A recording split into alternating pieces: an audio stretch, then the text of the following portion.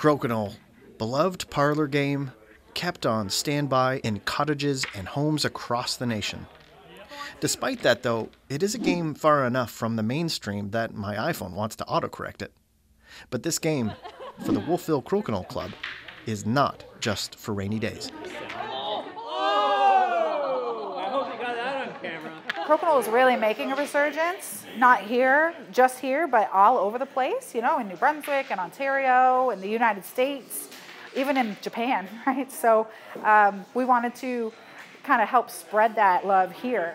For the uninitiated, Crokinole is like a mix of curling and shuffleboard. Flick to knock your opponent into bad scoring positions. Nicely done. That was beauty. Couldn't have been better. Rules dictate you must use your fingers, or cues. What can come in contact with the board? What position your hand is in if your piece spins and teeters on a boundary line? The nitty-gritty can be a bit dizzying. What are the little things called that you shoot in the middle?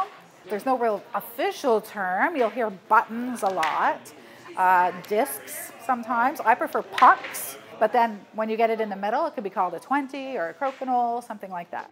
This club has been official for less than a year. McDonald says they've had upwards of 70 attendees at more than 20 events since November, a way to get people out of their homes during the cold winter months, and to drum up business for church brewing.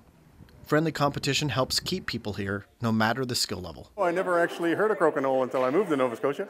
Very proud, yes. It's a great club. A lot of great people come here and support us and play with us. I love it. So anybody that can flick can play. Noel Redmond joined the club in January, but he's played off and on since he was a boy. I only really remember it being played at Christmas time when I had friends over and we'd play in we'd just play each other for chocolates. Literally, we played for chocolates. He traveled to Tavistock, Ontario this past June for the World Crokinole Championships. There he placed 13th out of 102 players. It was very exciting. It was overwhelming, it's exciting. I think it is the type of game that anyone can have fun with. And I think our club here proves that there's all different levels. And the World Crokinole Championship doesn't exclude anyone from play. The arena was basically full of boards, all set up beautifully. The buttons were all polished and the boards were all waxed. And it was just a sight to behold, really. I mean, here we play with 4 boards or 5 boards, and even that looks great when you walk in and see it. But to walk in and see 140, that's just next level, really. The club has inspired others, too, including Kelly Brown and her husband, who started their own club on the Hants shore. I've always been passionate about building community through games.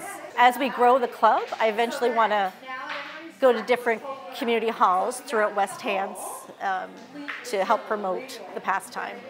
McDonald says they'll be prepared for the next World Championship and will introduce new challenges like timed matches next season. But she says the bottom line for the club is all about community. You know, Wolfville's a pretty small town, but a lot of the people that have come didn't know each other beforehand. So that's pretty rare in a town like this.